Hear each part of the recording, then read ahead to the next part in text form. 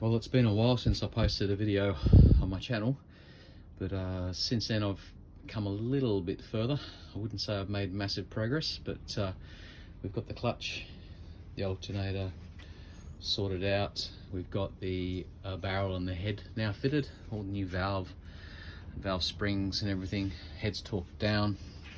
I've got the casing on so you can't really see it, but the electronic ignition, rotor and stator is installed now too. So now we're basically at a point where we are going to be fitting the push rods and reassembling the rocker assembly and setting the tappets. So stay tuned for more. Bob's your uncle.